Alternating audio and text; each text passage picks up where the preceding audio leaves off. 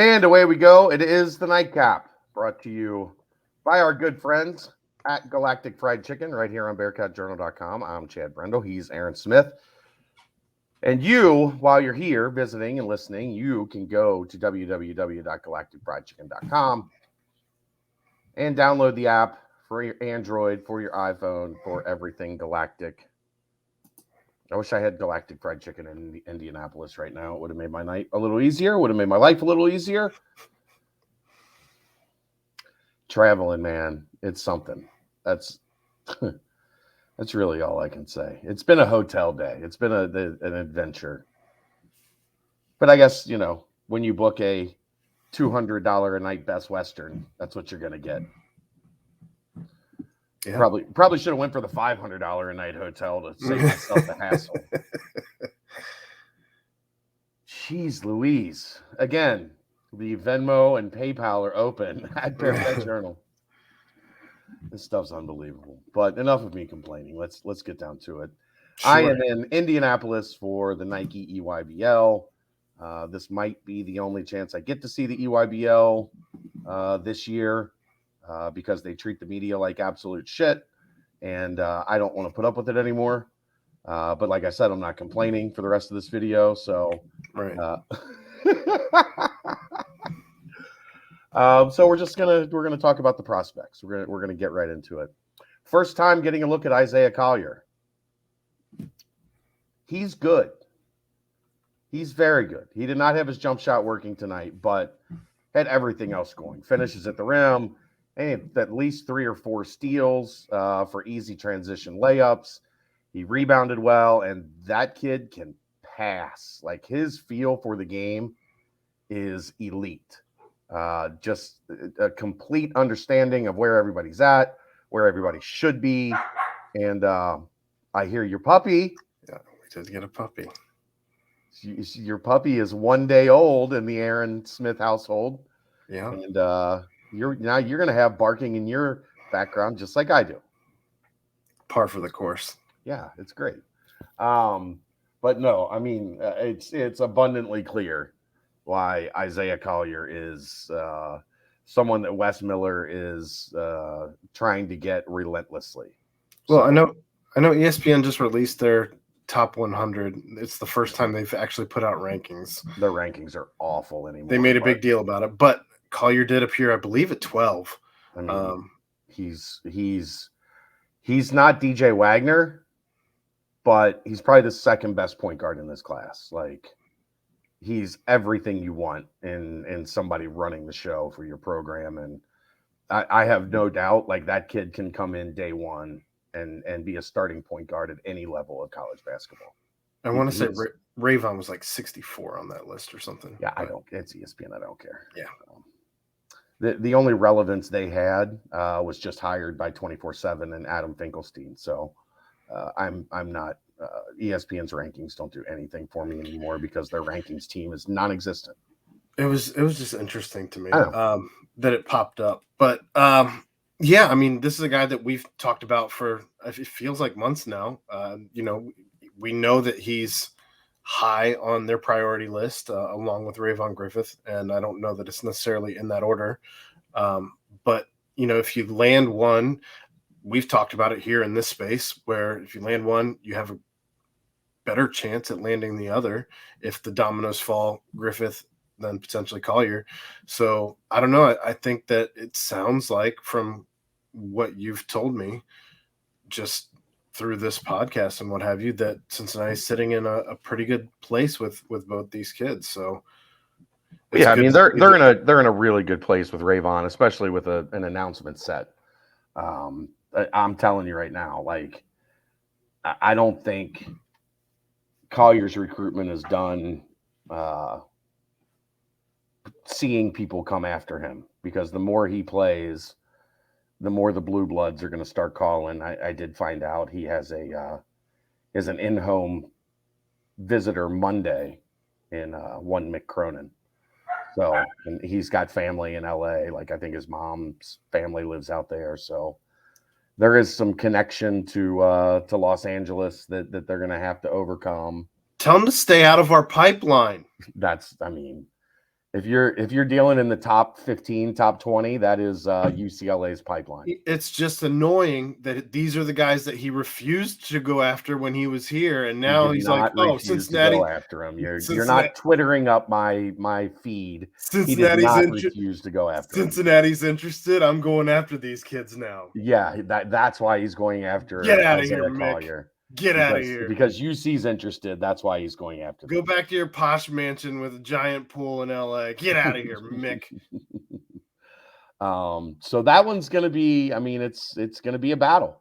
If Wes wins that one, like, then his recruiting chops are legit, because it's going to be crowded at the top, as it should be for a top 15 point guard. Like, he's legit. The number one player in the class is a point guard, and then the next one is Isaiah Collier. So it's going to be crowded, and it's going to be difficult to win that recruiting battle, because guess what? Getting top 15 kids is very difficult, especially a top 15 kid with no baggage, no, crazy handler situations. Yeah. It's a really smart kid. He's a good student. Like, he's pretty much like the basketball prospect you draw up in like the lab.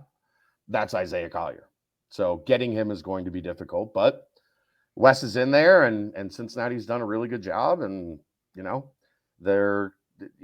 he's good friends with Rayvon Griffith. That can only help. Here's something else that might only be able to help, Aaron. There's a young man on his high school team as well as his AAU team, and his name is Arrington Page, Arrinten Paige. He is about 6'10". He is super, super long. He gets off the floor quick. He's still kind of got baby deer syndrome, and he doesn't have complete control of his limbs yet.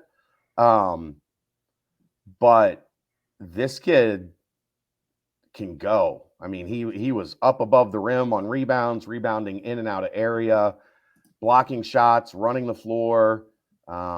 Still needs to develop some offensively, but he was finishing around the rim, like with layups and with dunks. He tried a hook shot. That hook shot is going to need refinement before it is something I ever want to see again. But according to Mick saw the high school team play in January. And from some people I was talking to, like, if you go back to December, January, that was like, this kid can't play. Like, he's just too baby deer. Like, he doesn't know how to control his limbs yet. I wonder if he's had like a recent significant growth spurt. You know what I mean? Because he kind of looks like that.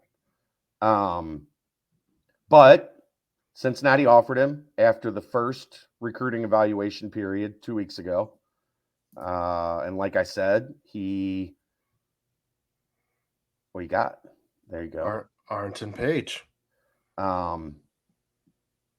I think the kid's got a chance to be really, really good. Like, if this is what he looks like raw, I can't imagine what this kid's going to be in 2 years.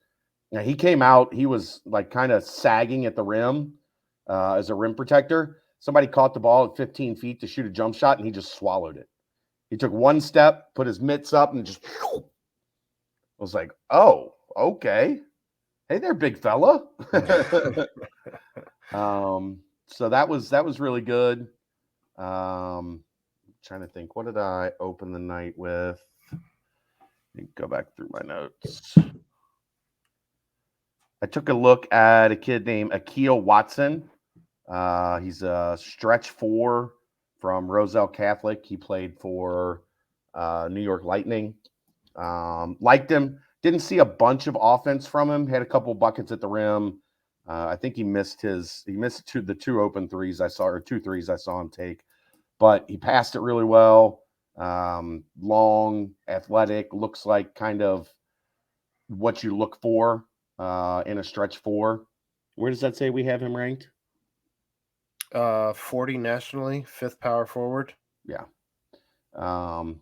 That's the composite. 24/7 has him 56 nationally, 8th power forward.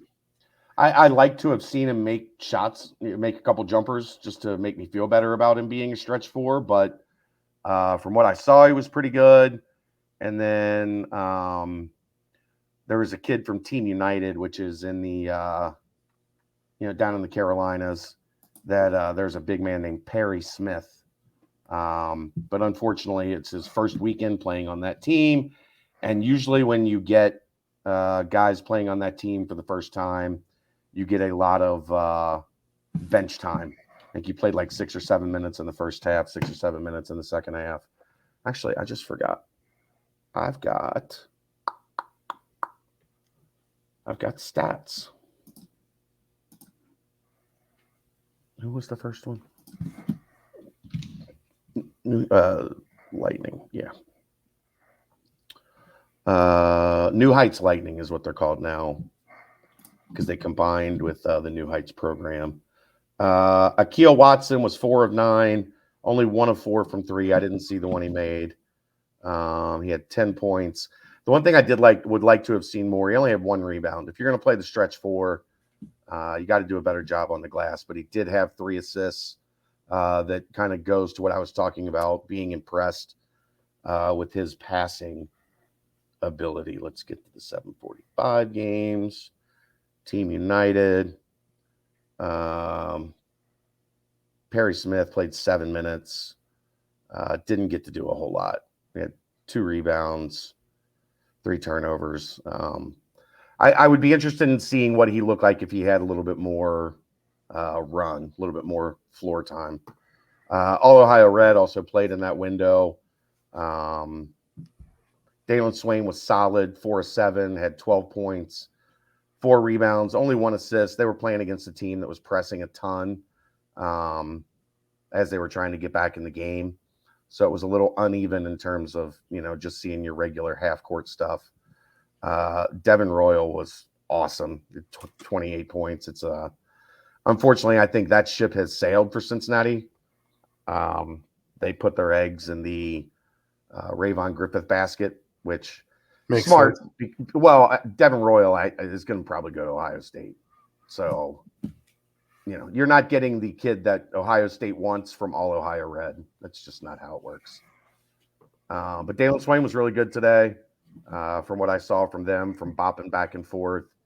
And then I watched a little bit of Aiden Holloway for CP3, but they didn't have the box score for that one. And then the nightcap. The nightcap. Let's see. Isaiah Collier, 23 points, 8 assists, 4 rebounds, 4 steals, a block. That's a pretty good line, right? Sign me up. 23, 4, 4. Sign me up for all of that. 23, 8, 4, 4. 23 points, 8 assists, 4 rebounds, 4 steals. Stay out of our pipeline, Mick. And then what did AP have? Arrington Page, 6 of 7 from the floor, 3 of 5 from the free throw line, 15 points, 9 rebounds, a block, and a steal. For a kid who's unranked, that's a pretty good game. For a kid that's I'm telling you, man, that kid is just scratching the surface. Like, he's just now figuring out how to play basketball, and that's what he's doing. How to move his body. Yeah. Well, at one point in time, he just fell. Like, he was trying to make a quick shift to his left, and and I was like, baby deer, like that's exactly what I'm talking about. We've all been there. Yeah. Just usually some type of extracurricular activity involved. Yeah. He was doing an extracurricular activity. It was basketball. So that's kind of where I'm at on day one. Again, Nike won't give us press passes, so we're kind of stuck not being able to work. Are you allowed to interview the kids? No. I mean, you can try to go outside and interview them before they get on their bus or before they get in their car. Unreal. To lead, but that's the only chance you're gonna have to interview a kid. It's unbelievable. It's unbelievable. But trust me, I'm doing plenty of work. I'm networking. There'll be plenty of content coming from it.